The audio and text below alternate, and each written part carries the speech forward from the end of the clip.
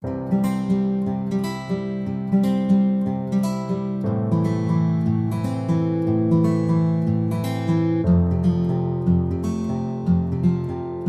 noches para todos. Bueno, muchas gracias, doctora, por la introducción. El día de hoy, pues, vamos a hablar de anestesia para cirugía correctiva de craneosinostosis y, pues, he titulado esta conferencia Cartas de navegación para el anestesiólogo y quiero empezar de antemano agradeciendo a la doctora Ana Catalina Rodríguez, quien, pues, me ha acompañado en la tutoría de esta presentación. De igual manera, pues quiero extender mis agradecimientos especiales al doctor Diego Caicedo, quien es cirujano plástico y se ha dedicado enteramente a la cirugía craneofacial. Y pues también aportó de gran manera a esta conferencia del día de hoy, al doctor Carlos Maturana, porque me permitió pues acceder a un caso y a asistirlo, y al doctor Milton Campo, residente de cirugía plástica, que también propició todas las condiciones pues para la exposición, y al doctor Julián Guevara, que lo veo conectado por ahí, quien es estudiante de medicina y fue el encargado de aportar el material fotográfico pues del caso. Entonces a ellos pues muchas gracias porque esto fue pues un trabajo en equipo.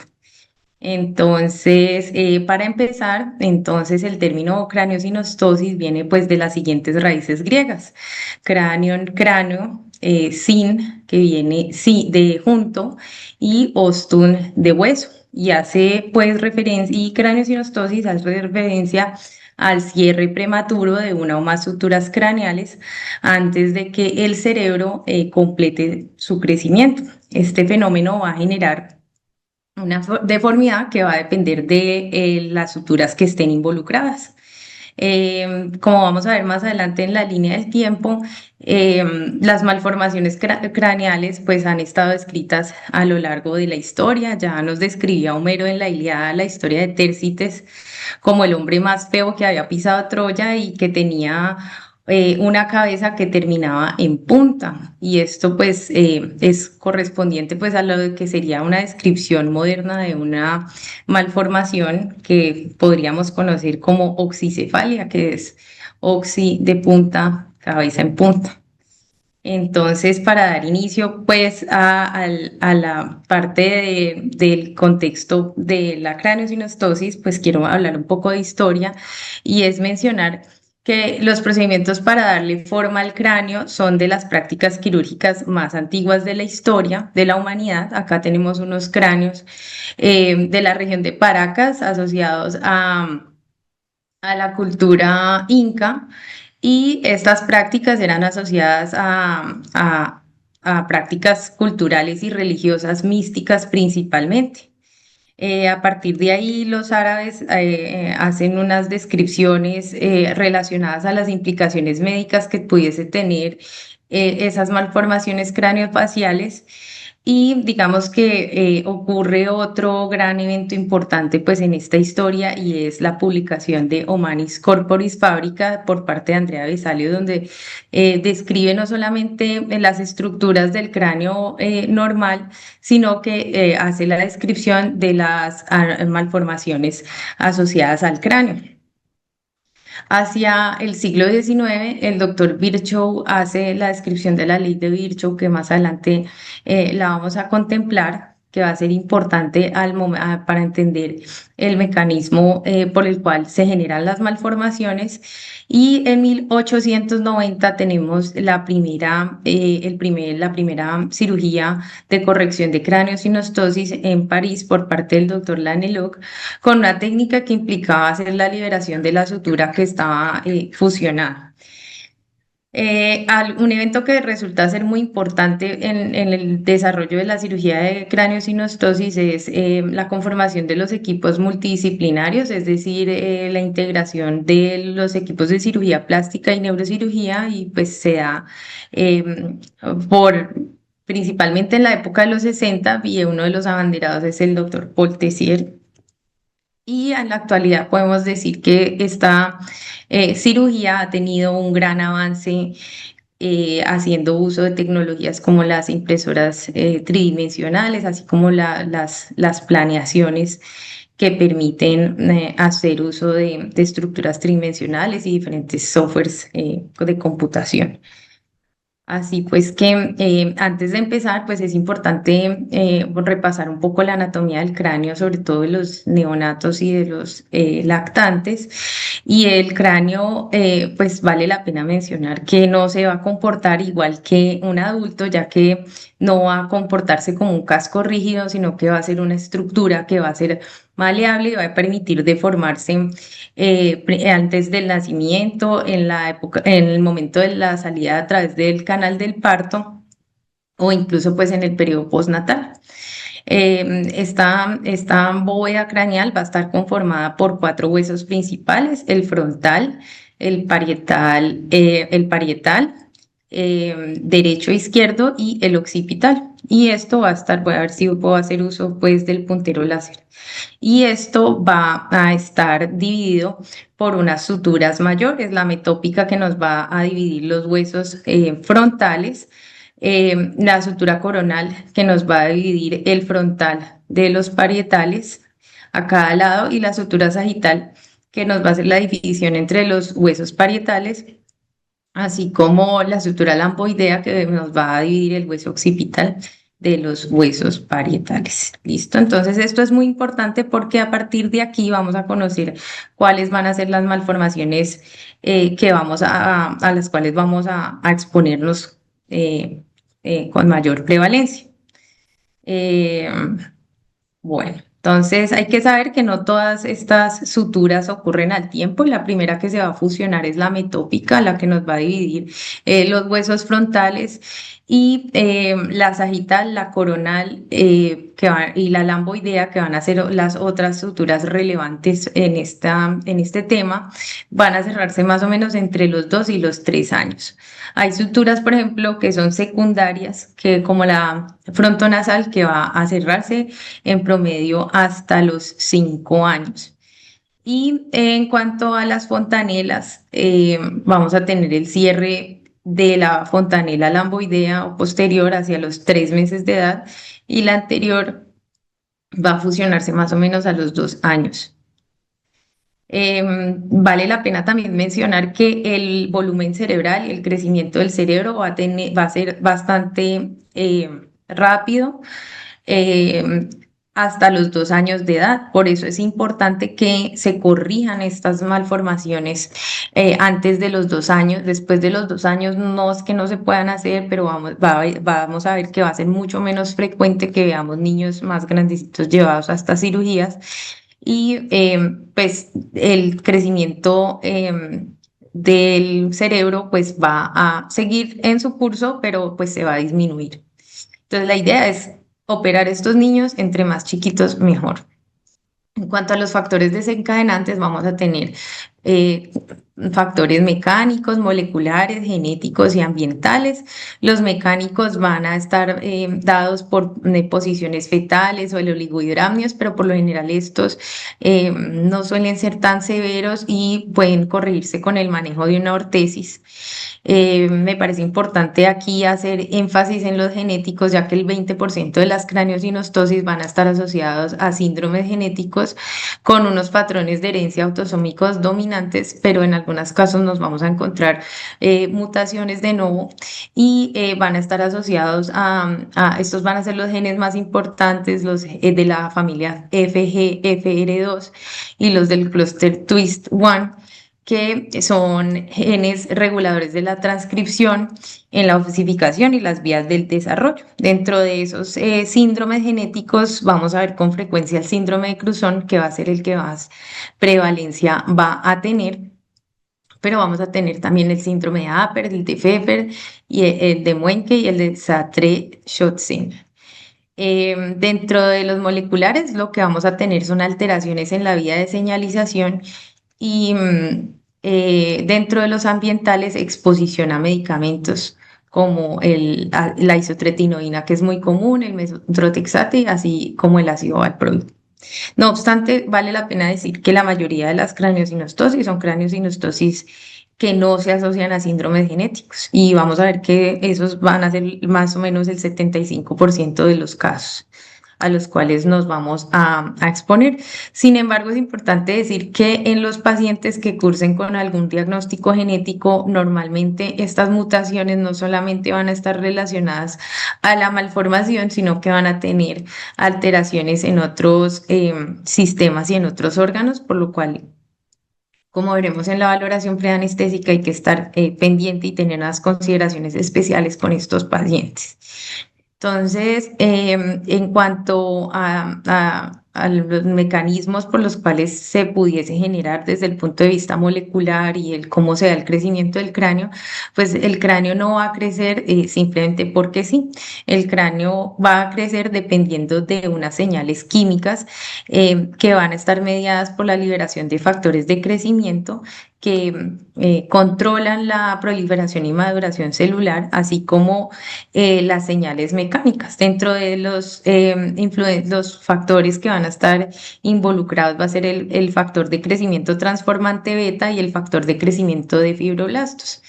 Entonces, en cuanto a las funciones mecánicas, se van a transmitir unas fuerzas hacia de producto del crecimiento cerebral, y esto va a orientar la diferenciación y la mielinización, que si hay un balance entre los estímulos bioquímicos y los estímulos mecánicos, pues no vamos a perder esa relación. Sin embargo, pues si no ocurre una relación y tenemos un desbalance, probablemente la señal que se va a enviar va a ser de un cierre prematuro de alguna de estas suturas y vamos a tener esas malformaciones.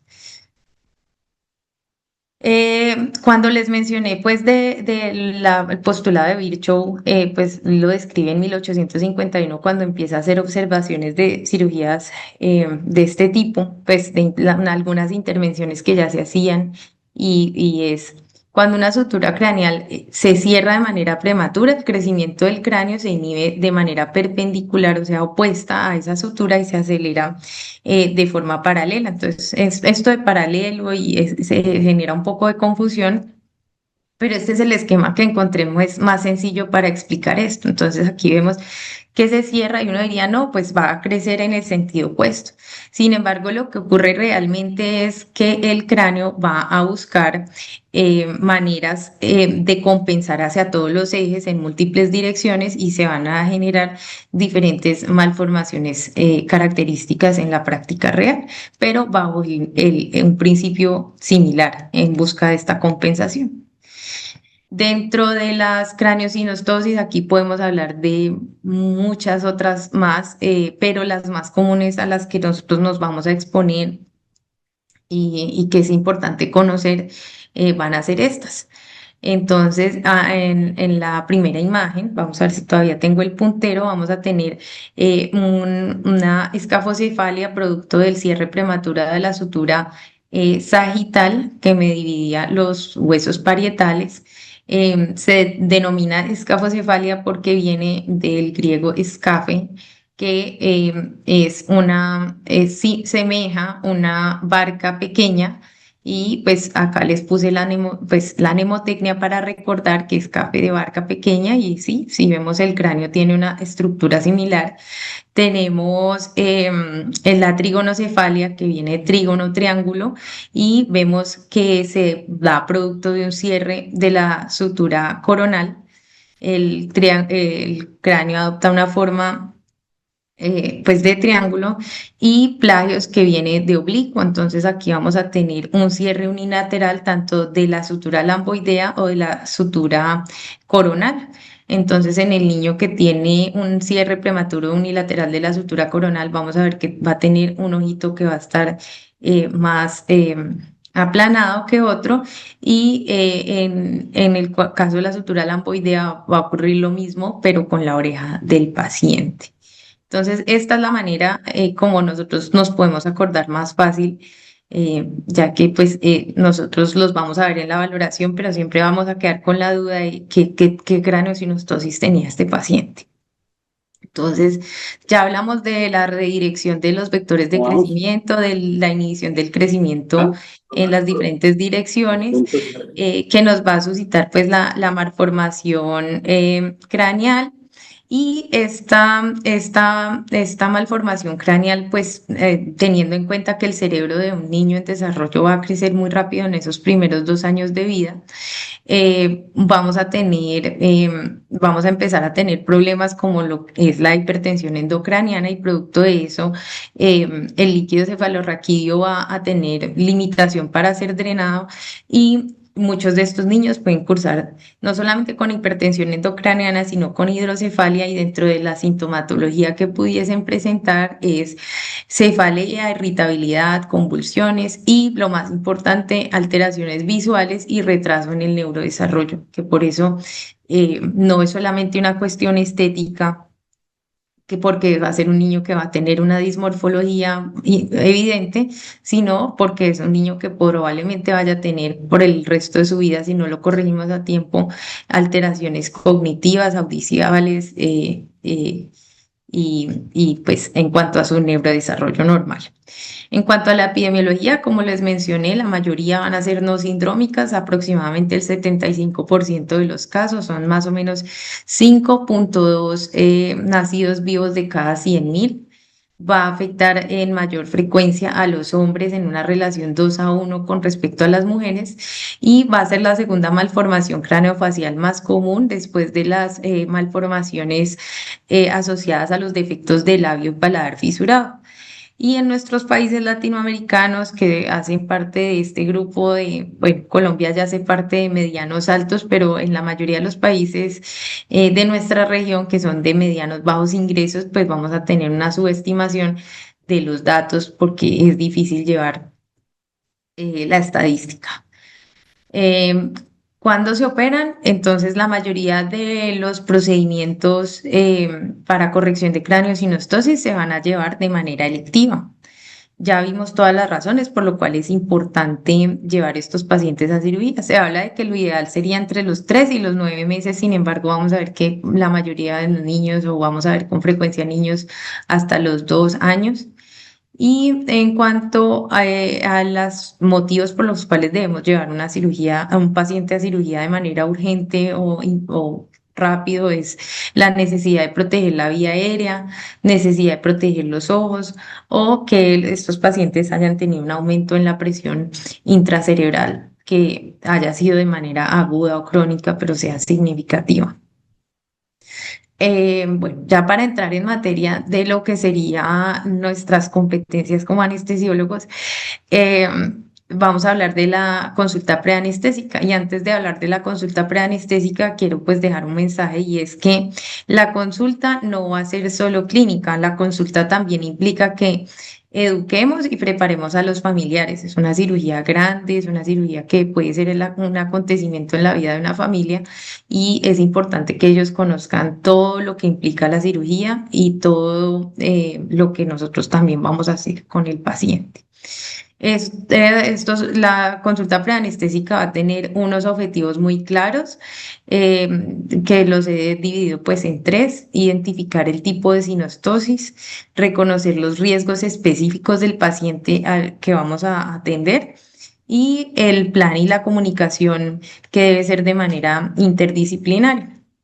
En cuanto al tipo de sinostosis, pues los podemos agrupar no solamente de la manera como ya los vimos anatómica y todos los factores que me lo pueden desencadenar, pero debemos identificar si es primaria o secundaria en el sentido de que las primarias van a ser estas que son idiopáticas, que afectan a la mayoría de las personas, pero también hay que tener en cuenta que dentro de estas primarias van a estar incluidos los síndromes, porque son pacientes que vienen con una mutación genética que de entrada ya conocemos que el origen y desde el origen vienen condicionados a presentar estas malformaciones craneofaciales y dentro de las secundarias van a estar aquellas que están asociadas a una patología de base. Se ha descrito, por ejemplo, el hipertiroidismo como una de esas patologías de base que pudiesen estar asociadas a estas malformaciones, pero también em, trastornos endocrinos y los déficits enzimáticos, donde cae una bolsa de enfermedades muy grandes que son las enfermedades de depósito lisosomal, donde, por ejemplo, vamos a tener la mucopolisacaridosis. Aquí nada más en el Cauca tenemos una corte de Morquio, yo creo que es las más grandes de Latinoamérica o del mundo. Entonces es importante tener en cuenta esto porque estos son niños que nacen y tienen un desarrollo normal más o menos hasta los 2 años de edad, y a partir de los 2 años de edad empiezan a manifestar malformaciones y alteraciones en los otros sistemas producto pues del déficit enzimático que se empieza a ser evidente. Entonces, esto para decir que es importante tener esa diferenciación porque cada uno de las patologías de base van a tener otras consideraciones para la anestesiólogo. Hay que reconocer los riesgos específicos de esos pacientes. Son pacientes que por lo general van a tener, vamos a podernos exponer a vías aéreas difíciles, sobre todo en los que son sindrómicos. Van a ser niños que van a tener un compromiso visual, algunos van a cursar con exoftalmos que va a dificultar que se pueda hacer una adecuada protección de los globos oculares como habitualmente lo hacemos en otros pacientes neurológicos. Pues ya vimos que muchos van a cursar con hipertensión endocraniana. Y en cuanto al plan y comunicación interdisciplinaria, debemos conversar y conocer cuál es el plan de los cirujanos, que como les mencioné, normalmente es un grupo conformado por cirugía plástica y el grupo de neurocirugía, el banco de sangre, porque es indispensable que el día de la cirugía se cuente con la disponibilidad de sangre en la sala de la cirugía, porque si tenemos pacientes muy pequeños, pues la transfusión, como veremos más adelante, se debe hacer de manera temprana, y el día que se opere uno de estos pacientes hay que tener coordinada la UCI para que ellos sepan que vamos a llevar un paciente que ha salido de una cirugía de craneosinostosis. Cuanto a los riesgos específicos, la mayoría de veces en los consultorios donde se hacen las valoraciones preanestésicas vamos a contar con un equipo de órganos. Entonces, si se puede hacerle un fondo de ojo a estos pacientes, en algunos podemos encontrar papiledema que nos puede indicar, si bien no lo vamos a poder estimar, que estos pacientes van a tener un aumento de la presión intracerebral. Algunos van a cursar con malformación de Chiari, y esto es importante porque a la hora de hacer las maniobras de asegurar la vía aérea, pues debemos limitar esa manipulación cervical o mover mucho el cuello de los pacientes, porque esto nos puede desencadenar que hagamos una compresión aún mayor de las estructuras. Algunos de estos pacientes van a tener reflujo gastroesofágico, otras malformaciones asociadas a las vías digestivas que nos pueden aumentar el riesgo de aspiración de contenido gástrico al momento de la inducción. Como mencioné antes, algunos pacientes van a tener, sobre todo los que tienen síndromes asociados, hipoplasia del maxilar, que nos pueden condicionar a exponernos a una situación de un paciente con vía aérea difícil. El exoftalmos en estos niños que nos va a generar problemas a la hora de hacer la protección ocular, pero ya hay maneras pues que podemos sortear esto. Y particularmente en los pacientes que tienen síndromes asociados, algunos van a cursar con cardiopatía. Entonces, bueno, en cuanto a la vía aérea, pues este es un estudio que se hizo con 496 pacientes en varios hospitales, y se determinaron las anomalías asociadas a la vía aérea en estos pacientes. La más común va a ser una fisura palatina, que por lo general el paladar está intacto, pero van a haber defectos a nivel del músculo elevador del velo del paladar. Si bien esta es la más común, lo más importante de mencionar acá es que vamos a tener múltiples, incluyendo en los pacientes que solamente van a tener una craneosonostosis simple con compromiso de una de las suturas, que probablemente no van a ser sindrómicos, van a ser niños que van a tener como segunda anomalía, apnea obstructiva del sueño, hipertrofia amigdalina, laringomalacia, traqueomalacia, algunos estenosis subglótica. Entonces es importante que valoremos muy bien la vía aérea. En cuanto a esta fisura palatina, pues digamos que lo más importante es que en cuanto tuviésemos que usar, por ejemplo, una máscara de laringia como medida de salvamento, pues hay que tener mucho cuidado porque podemos hacer una lesión de estas estructuras. Algunos de estos pacientes nos van a llegar con estos dispositivos, estos distractores, y es necesario que en esa valoración preanestésica definamos si el paciente requiere una traqueostomía como una vía aérea definitiva antes de ser llevados a la cirugía. Vale la pena mencionar que a su vez estos pacientes que tienen síndromes, que si bien no van a ser los más comunes, pero nos vamos a probablemente a enfrentar a ellos, sobre todo los pacientes con cruzón y que tienen mutaciones en el gen FG, FR2 y todo ese clúster, se ha identificado que pueden tener esta malformación, no en todos, pero algunos hay que reconocerla, y es que los anillos traqueales van a estar rígidos, van a estar pegados, así que la tráquea se va a ver como un tubo rígido y esto nos va a hacer imposible poder asegurar la vida aérea de estos pacientes. Entonces, eh, si uno identifica esto o es un paciente que le estaban haciendo estudios por apnea obstructiva del sueño, pues es importante también definir una vía aérea definitiva antes de llevarlo a la cirugía, porque no vamos a poder asegurar esa vía aérea.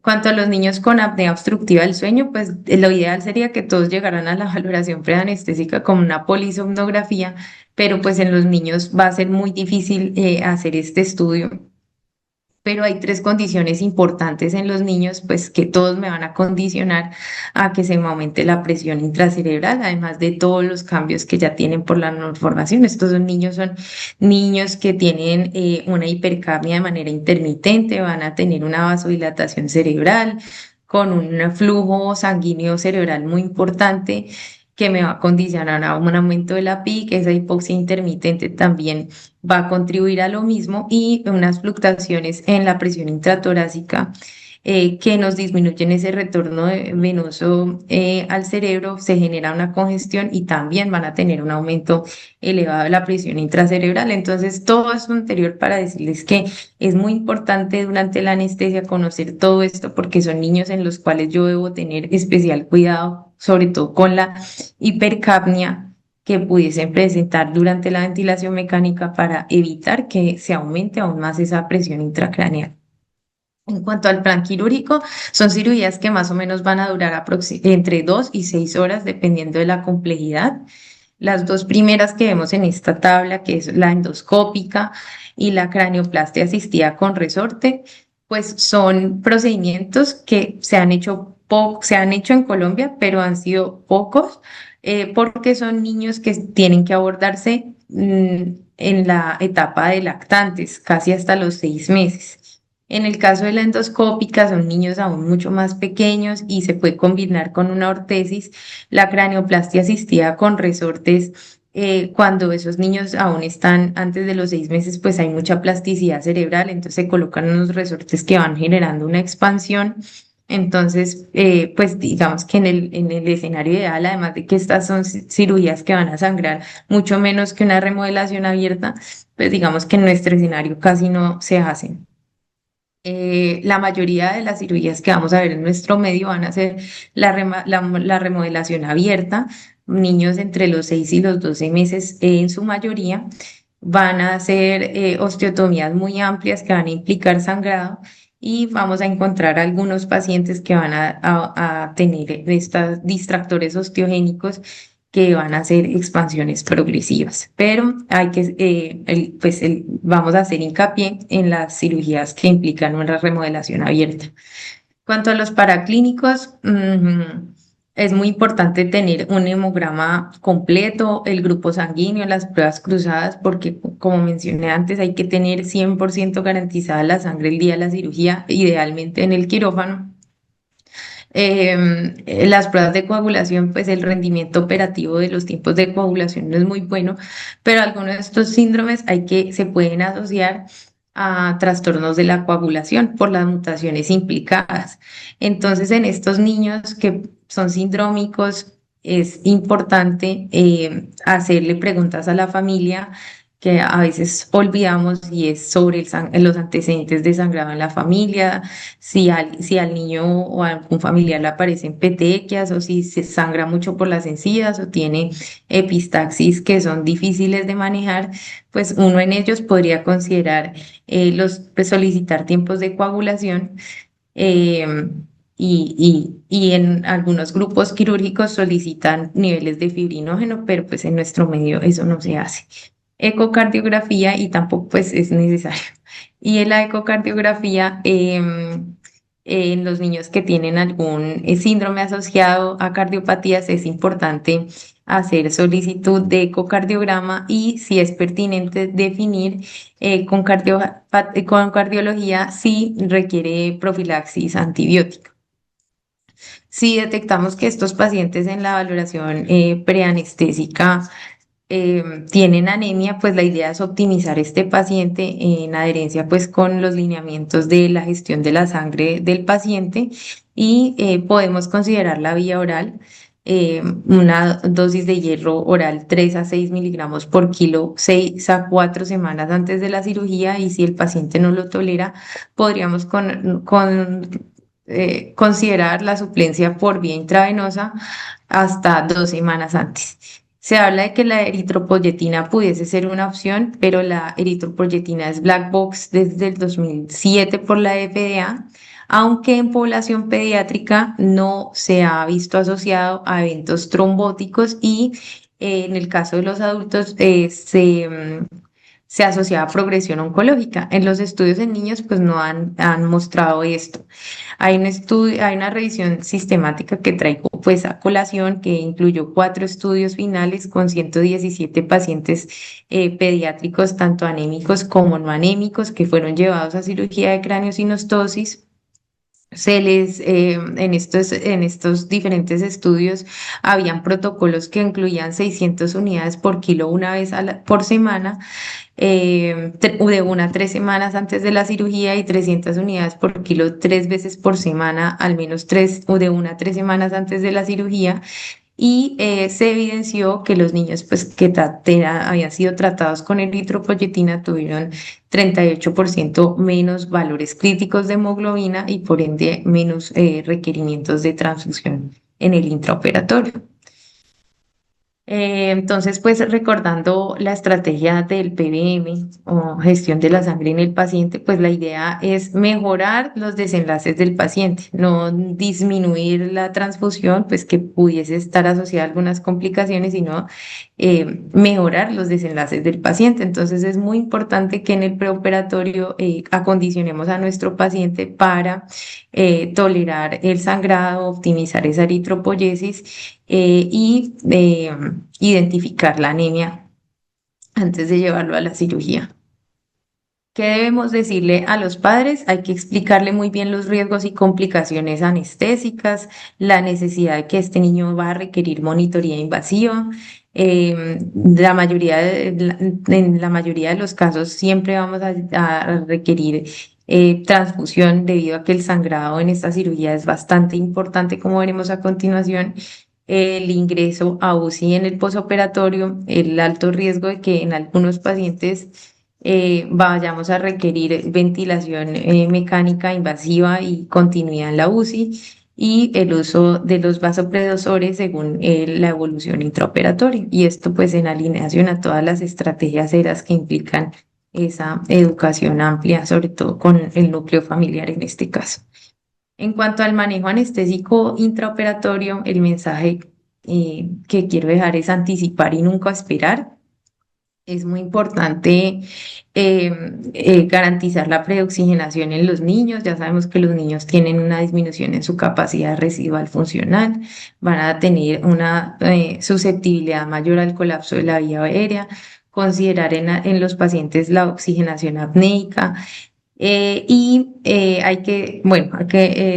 mayoría de la literatura nos dice que la ventilación espontánea me puede aumentar las complicaciones, pero es muy importante individualizar, sobre todo en los pacientes que tienen hipoplasia en maxilar o predictores de ventilación difícil, porque me puedo encontrar con el peor escenario que sería un paciente que no puedo ventilar y no puedo intubar. Entonces es muy importante individualizar esta conducta y siempre maximizar el éxito del primer intento haciendo uso pues, de dispositivos como el videolaringoscopio o los dispositivos de vía aérea avanzada y siempre garantizar que estén listos en la sala. Entonces, ay, esta es, ay, cómo suelto el puntero láser. Bueno, esta es la manera como se hace la tarsorrafia. Aquí está el equipo de cirugía plástica haciendo la tarsorrafia del niño, sobre todo en los pacientes que van a tener un exoftalmos.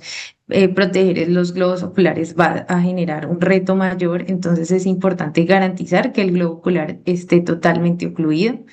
Eh, la fijación del tubo es muy importante porque son pacientes muy pequeños que el tubo se puede mover, entonces es importante tanto que no le estorbe al equipo de cirugía como que nosotros estemos tranquilos una vez le pongan los campos encima. Este es un video del caso pues que tuve la oportunidad de asistir. Ahí vemos muy bien cómo está fijo el tubo, cómo se hizo la protección ocular del paciente. Ahí.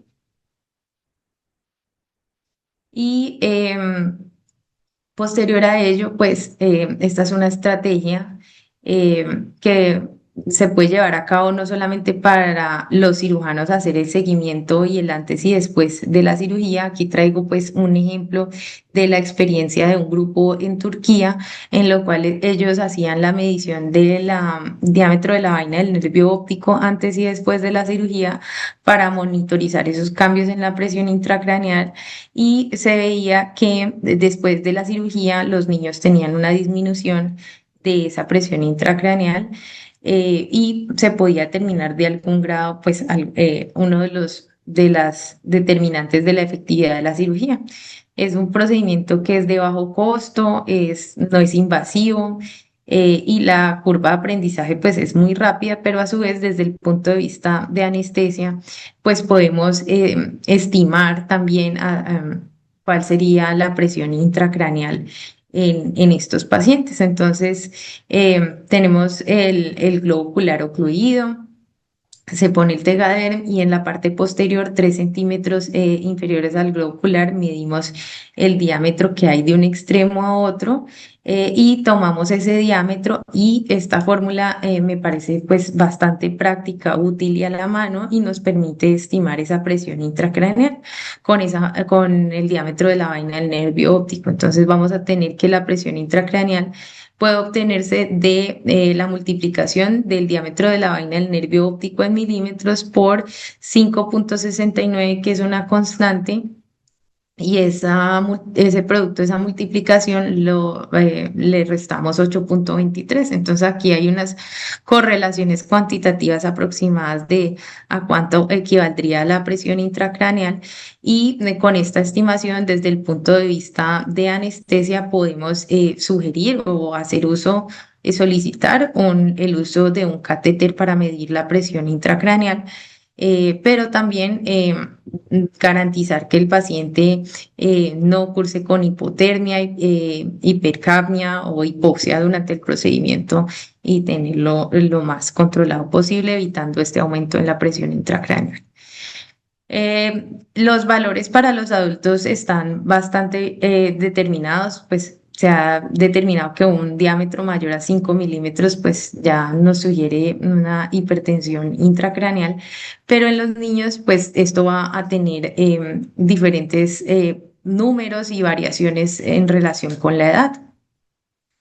Así que este es pues el estudio más grande, más o menos con 700 pacientes, se llevó a cabo en Italia y ellos incluyeron pacientes sanos como pacientes con sospecha de hipertensión endocraneal y estimaron los puntos de corte. La sugerencia pues de los autores que es que valores de corte mayores para 4 milímetros en niños menores de un año ya me están sugiriendo una hipertensión intracraneal y valores superiores a 4,5 milímetros en niños de entre 1 a 4 años pues ya pueden ser bastante altos. En cuanto a la monitoría, una vez antes de hacer la inducción, vamos a tener nuestra monitoría básica, el tensiómetro, el electrocardiograma, idealmente la temperatura, la oximetría de pulso. Y una vez hagamos la inducción, debemos hacer toda la monitorización arterial invasiva con una línea arterial, garantizar al menos ideal dos accesos periféricos. Y en algunos grupos quirúrgicos no hacen uso del catéter venoso central. Sin embargo, vale la pena destacar que en estos pacientes que son tan pequeños, perder un acceso periférico es muy fácil. Entonces, un catéter venoso central pues, nos permite tener una vía de acceso fija, segura, hacer uso de vasoactivos. Si necesitamos poner algún medicamento y perdemos un acceso venoso periférico, pues vamos a tener a disponibilidad el central. Y también nos va a ayudar a manejar algunas complicaciones, como veremos más adelante. Se requiere del uso de una sonda vesical y es importante garantizar que tengamos un termómetro orofaríngeo. Nuevamente, pues esta es una cirugía que va a tener unas pérdidas estimadas de más del 20% del volumen circulante total. Aquí vemos, van a haber dos momentos claves al momento de esta cirugía. Uno es cuando hacen la disección del cuero cabelludo. Como podemos ver en la foto, ahí apenas estaban empezando a hacer la sutura hemostática y la gasa ya estaba la compresa ya está totalmente empapada. Y otro momento crítico va a ser al momento de hacer las osteotomías. Este es un paciente de 12 kilos, por ejemplo, en los cuales se estima que tiene una volemia de más o menos de 960 1080 mililitros. Y si calculamos el 20% que sería en el periodo, en el parámetro ideal, el sangrado estimado, pues más o menos da que son 192 a 216 ml. Esto es más o menos una cajita de jugo como la que vemos en la foto, y pues esto para un niño que pesa 12 kilos, es un niño pequeño, pues esto va a a repercutir de manera importante. Entonces, en el intraoperatorio hay que recurrir teniendo en cuenta que esto va a ser una cirugía que va a tener un importante riesgo de sangrado, y no solo sangrado, sino sangrado masivo. Debo disponer de estrategias como el uso de antifibrinolíticos, como el ácido tranexámico. En cuanto al ácido tranexámico, hay diferentes esquemas. Pero pues el que se utiliza por lo general es 10 miligramos por kilo, y luego se deja una infusión de 5 miligramos kilo hora para garantizar los niveles plasmáticos. Pero pues digamos que no hay un esquema superior a otro. Este es el que tomé pues del protocolo de Club Noven. Y estrategias como el uso del Cell Saver, pues en un niño de menos de 10 kilos es muy difícil que nosotros también, a la hora de estimar el sangrado, esperemos que el liner se vaya a llenar. Entonces el mensaje es: hay que estar muy pendiente de las gasas, de las compresas, del campo quirúrgico, porque nos podemos estar ante un sangrado masivo y no darnos cuenta, esperando que se llene el liner. Entonces, pues esto es importante tenerlo en cuenta, porque no va a ser tampoco una estrategia como muy adecuada en un niño tan pequeño. Y vamos a tener que hacer transfusión en la mayoría de los casos, y hay que considerar transfundir a estos pacientes entre 15 y 20 cc por kilo de peso. Algunos grupos hablan de 30 cc por kilo de peso, y lo ideal es que se haga uso de glóbulos rojos leucorreducidos de menos de 7 días, debido a que los glóbulos rojos van teniendo un fenómeno que se llama lesión de almacenamiento, donde ellos va a disminuir el ATP, la 2,3 difosfoglicerato, que van a modular la afinidad por el oxígeno. Estos van a generar menos liberación de oxígeno, pero a su vez los eritrocitos van a ir perdiendo potasio en ese periodo de tiempo, y puedo fomentar que estos pacientes me hagan una hipercalemia clínica en el posoperatorio. Entonces aquí vemos cómo en la primera imagen que tenemos, a ver, voy a hacer uso del puntero láser. En esta primera imagen tenemos el momento en el que se está haciendo la disección del cuero cabelludo y el equipo de cirugía plástica inicia a hacer la sutura hemostática, porque como mencioné previamente, este va a ser uno de los momentos críticos. Miren nada más cómo está esa compresa ya empapada. La sutura hemostática que podemos ver en esta foto se coloca pues a lo largo del borde del cuero cabelludo de la incisión, y lo que hace es procurar comprimir los vasos del cuero cabelludo para disminuir ese sangrado. La sutura es una de las estrategias ahorradoras de sangre que también vamos a tener desde el punto de vista quirúrgico. Al momento que hagan las osteotomías, pues ellos también van a hacer uso de una cera ósea que contribuye a esa hemostasia. Esta última imagen para mostrar cuánto puede llegar a sangrar y nosotros nunca vamos a tener un liner lleno en un paciente tan pequeño, entonces es muy importante estar pendiente de esto todo el tiempo.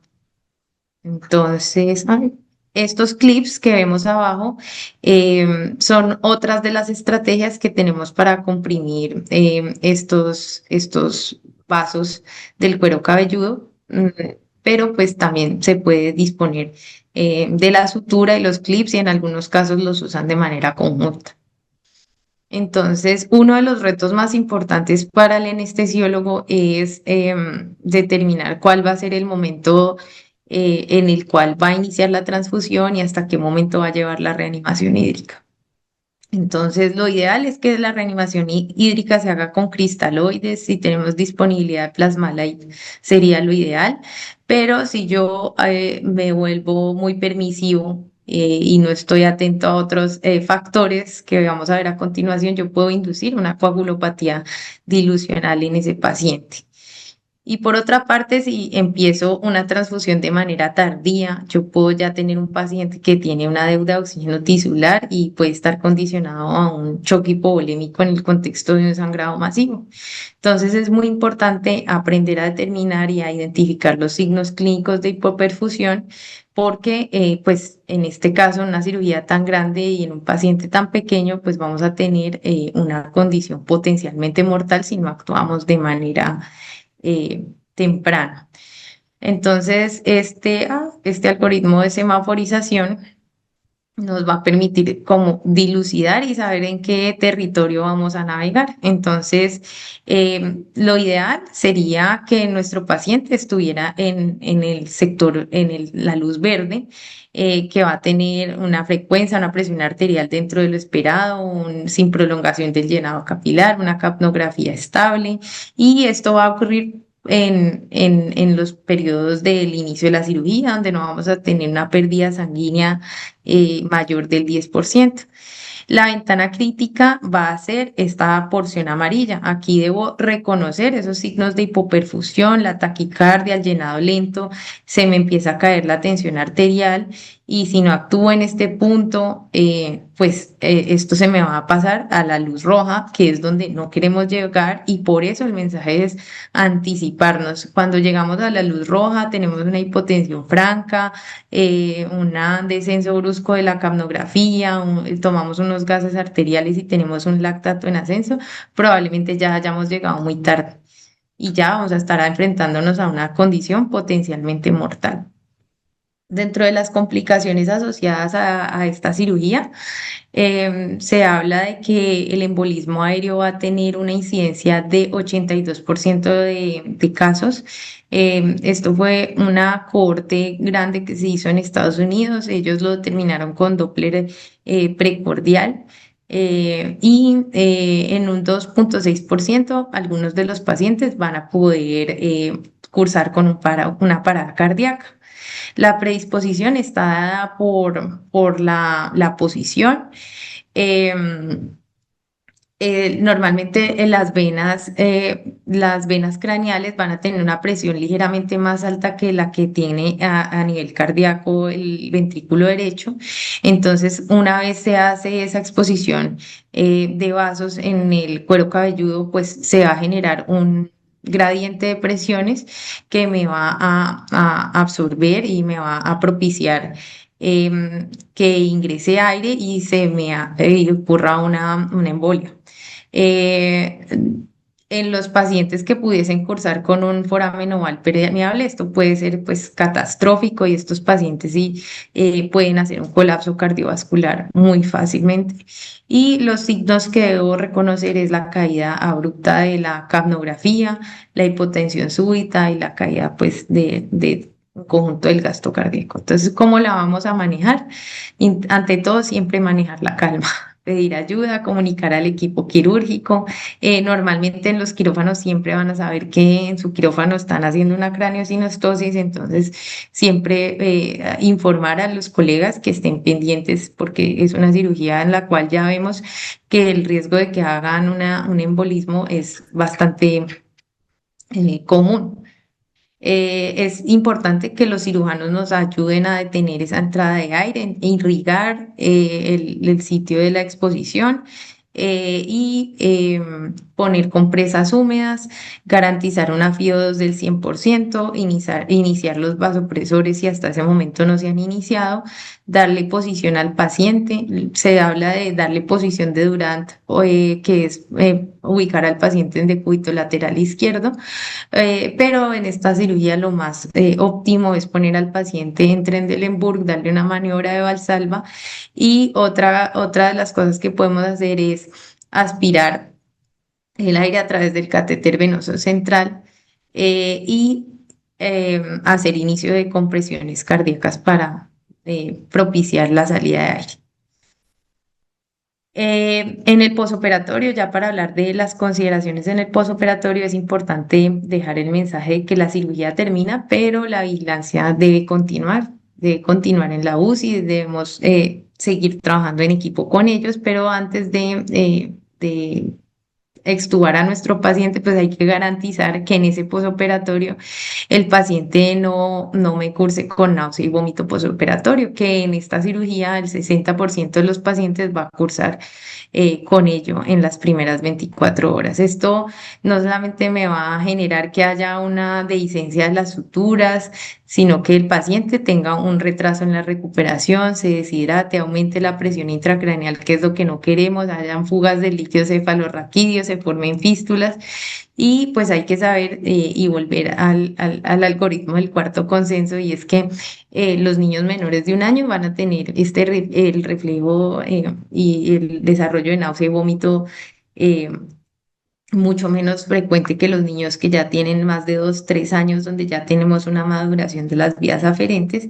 Y esta es una cirugía que, como bien ya vimos, se asocia a gran incidencia de náusea y vómito posoperatorio. Considerar que al ser alto riesgo debemos hacer uso de cetrones, como el que tenemos en nuestra media disposición es el ondansetron.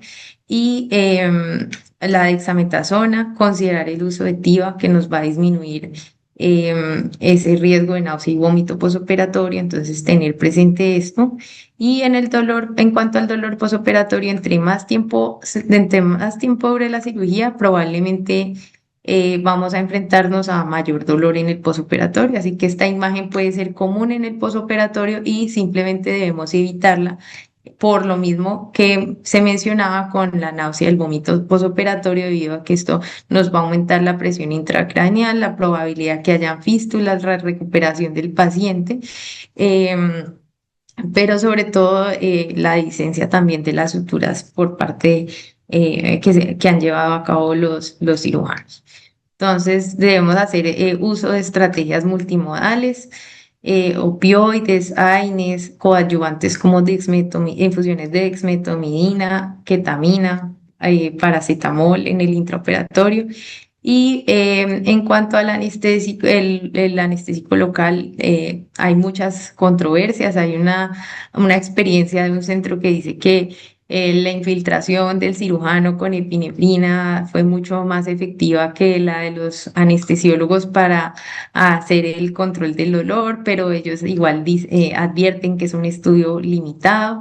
Así que pues una de las opciones que pudiésemos incorporar más adelante, pues la traigo a colación a partir de esta experiencia de que es un bloqueo del escalpo en los niños que fueron llevados a reconstrucción en el contexto de cirugía craneosinostosis. Eh, Fueron un grupo control y un grupo de intervención, niños entre los 6 y los 24 meses, un grupo a que fueron pacientes que se les dio anestesia general combinada con bloqueos del escalpo, con ropivacaína al 0,3%. En algunos casos, no en todos, se adicionó epinefrina, que podría ser una manera de disminuir ese sangrado que se presenta al momento de hacer la disección del cuero cabelludo, y otro grupo se le dio solamente anestesia general sin el bloqueo.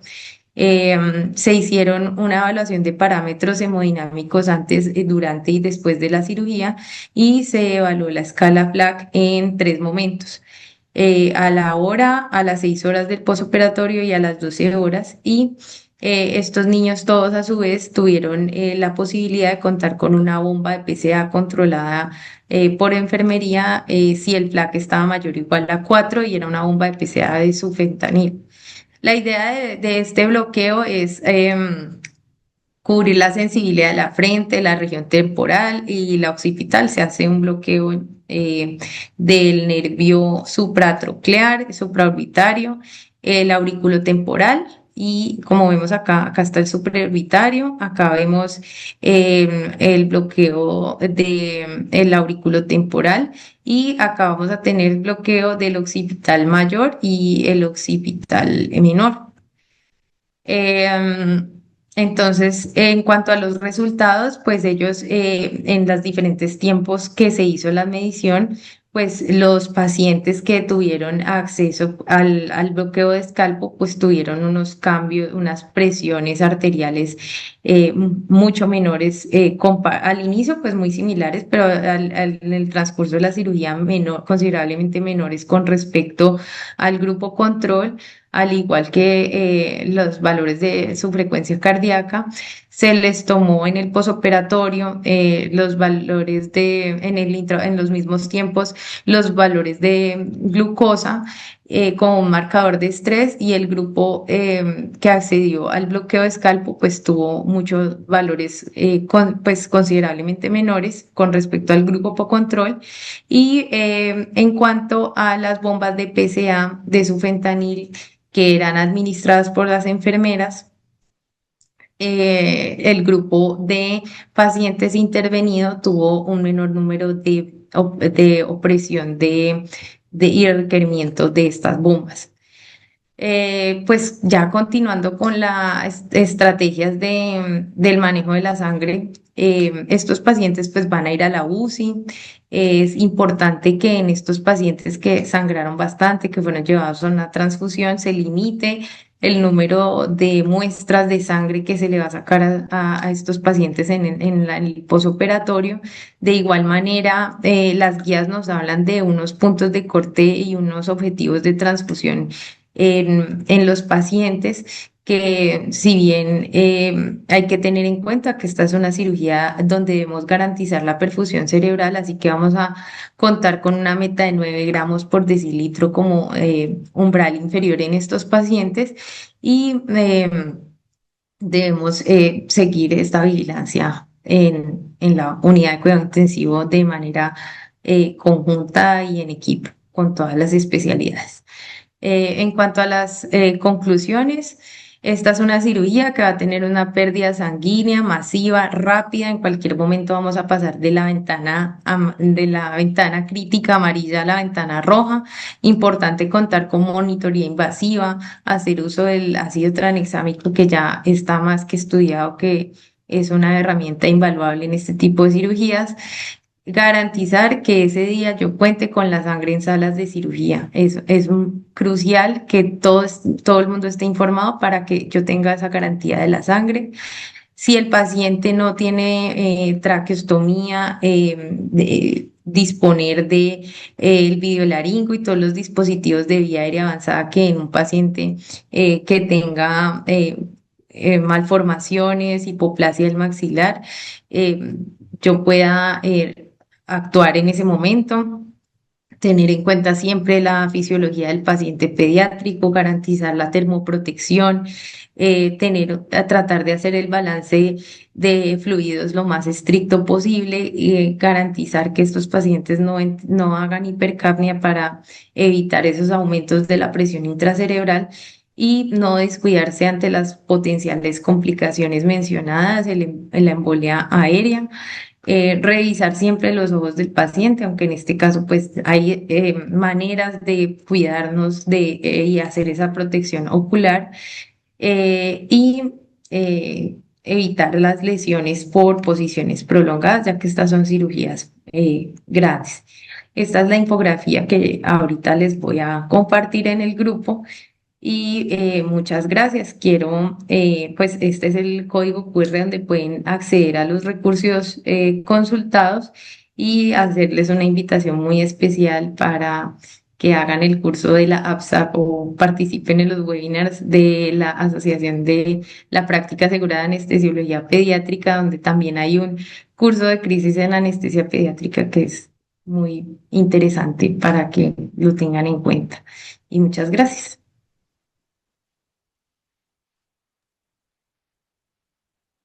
Laura, muchísimas gracias. Muy buena conferencia, una presentación bastante completa y profunda. Antes de cualquier comentario, pues quiero darle la palabra a la tutora, la doctora Rodríguez, que nos acompaña. Veo además entre los asistentes a varios compañeros y colegas que sé que tienen experiencia trabajando. He tenido el gusto también de trabajar con el doctor Caicedo, pero queremos escuchar, aparte de todos sus interesantes aportes en virtud de su experiencia, pues el concepto de la tutora que muy amablemente nos acompaña hoy. Doctora Rodríguez. Bueno, gracias, doctora Komoromi. Primero, buenas noches a todos. Agradecerles la invitación a ser parte de esta presentación. A Laura, pues nada, hoy es su último día de la rotación. Darle las gracias también por estas 8 semanas, muy juiciosa. Vimos una evolución muy positiva en ella. Creo que el balance es muy positivo para Laura y agradecerle mucho también que me permitiera acompañarla en esta presentación. Bueno, la verdad es que nosotros en el Club Noel hacemos muchos casos de craneosinostosis. Creo que en el último año se ha disminuido, pero creo que nuestra casuística es grande.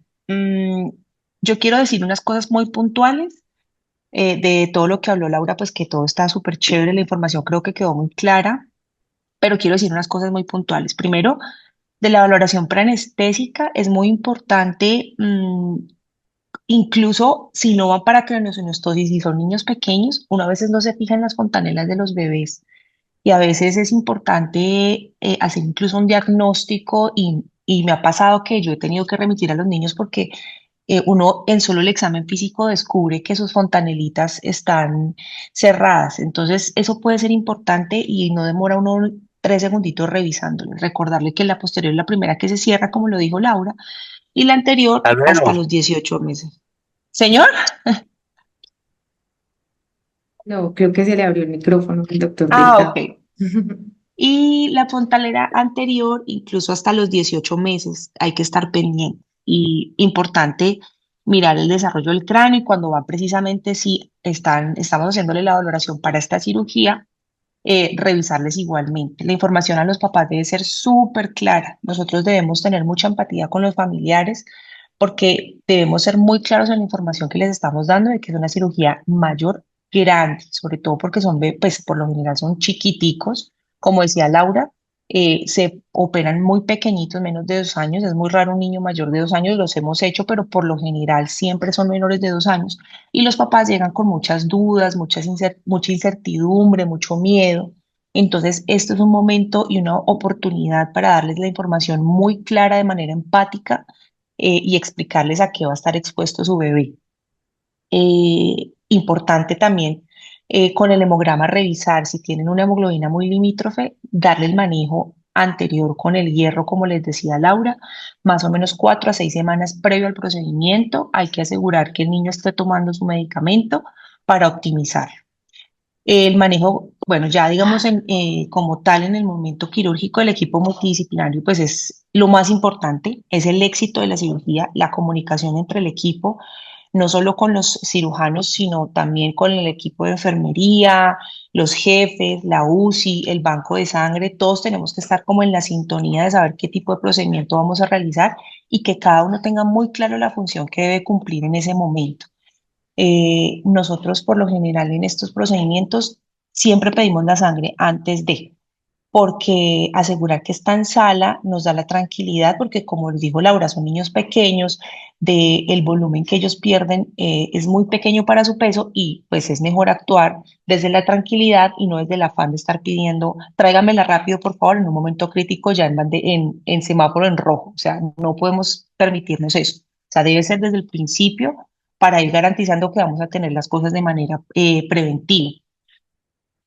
Eh, bueno, ¿qué más quería decir? Ah, bueno, la lista de chequeo, hablándoles de la sangre como tal, la lista de chequeo es súper importante, tener la comunicación con el equipo de la UCI, también saber que ese paciente va a llegar al control posoperatorio. Durante la cirugía, como les explicó, la tarsorrafia los hacen los cirujanos, ellos se fijan muy bien en que nos queden muy bien cerraditos los ojos. La fijación del tubo es clave. El tubo a veces es muy pequeño y si se tapa, ustedes saben que el campo quirúrgico los tapa completamente y un tubo mal con una fijación que no sea adecuada, nos quedamos, se extuba el paciente y nos ha pasado. Entonces es muy importante estar muy seguros de que el tubo quede bien fijo y la protección de los ojitos, pues que es súper importante. La estimación del sangrado, también ustedes saben que eso tapan ese campo quirúrgico y esa sangre queda allí en ese campo. Y uno dice, oye, pero el liner no tiene casi las compresas. Y cuando quita uno el campo quirúrgico, wow, está toda la hipovolemia del niño allí. Entonces es muy importante también tener eso como dentro de los puntos importantes a estar pendiente durante el procedimiento quirúrgico.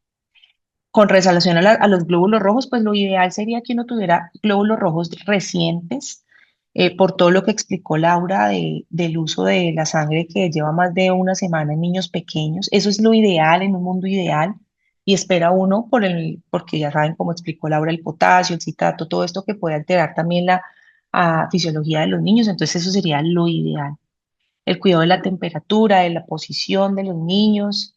Y bueno, eso era como lo que yo quería como dar como puntos adicionales. Es una cirugía súper bonita, es una cirugía que de verdad, pues obviamente la parte estética, porque el niño obviamente cambia, los papás impactan mucho y la parte neurológica que obviamente uno contribuye a que eso no, a que el niño no quede con algún déficit o alguna alteración, pero es una cirugía que realmente uno ve el cambio y es muy bonito ver y acompañar este tipo de procedimientos.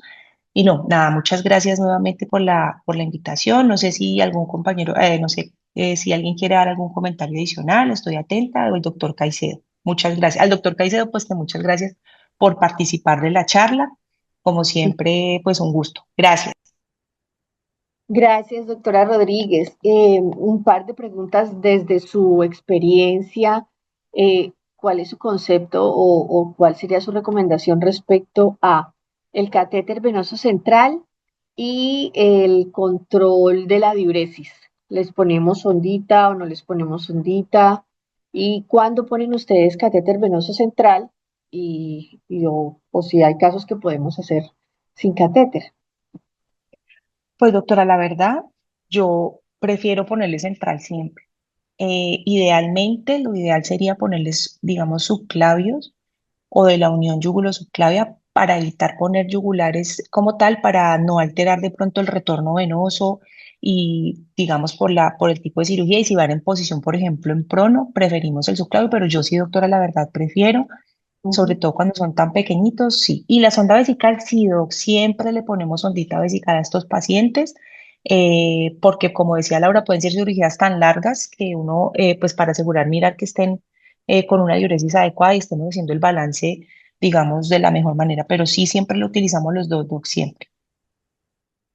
Y de acuerdo, eso quería puntualizar porque consecuentemente con lo que usted menciona, uno no puede guiarse solamente por el sangrado, ¿no? Por visualización, que si el liner, que si el aspirado, que si las compresas o las gasas, porque a veces no se percibe y está todo rodando a través de la cabeza hacia la parte posterior del niño pero sí ya identificar adecuadamente los parámetros que Laura nos mostró. Entonces, esa codificación por los colores de semáforo es muy importante y el gasto urinario también es un factor importante eh, pues a tener en cuenta.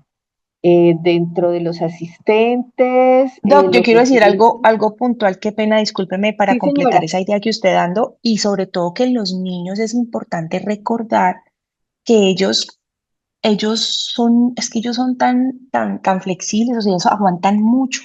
Entonces Así uno es. tiene que prender la banderita desde muy temprano, porque usted puede verlos con una frecuencia, pues usted dice, sí, está un poquito alta y uno de pronto puede ser un poquito permisivo y la presión está ahí sostenida, porque ellos resisten mucho y responden muy rápido a lo que uno les vaya haciendo. Pero ellos una vez se choquean, ellos, o sea, es porque ya realmente nos Se quedó nos algo va. pendiente y se nos va. Exacto. Entonces eso es, hay que actuar súper rápido. Por eso yo les digo lo de la sangre en quirófano. Incluso muchas veces lo hago yo, que yo les empiezo le digo a la jefe, venga, vamos mirando la montada de la noradrenalina. O sea, yo como que me voy adelantando un paso porque no, uno no los puede llegar al extremo o dejarlos llegar porque los niños responden mucho a todo y los niños responden súper a todo lo que uno les haga, pero no se puede llegar al extremo, porque dejarlos al extremo pues es hipoperfusión cerebral, hipoperfusión del resto del cuerpo y la presión bajita pues mata. Entonces, es ir un paso adelante, ¿no? En esos pacientes. Claro, de acuerdo. Ya Claudia. Laura nos hablaba del prevenir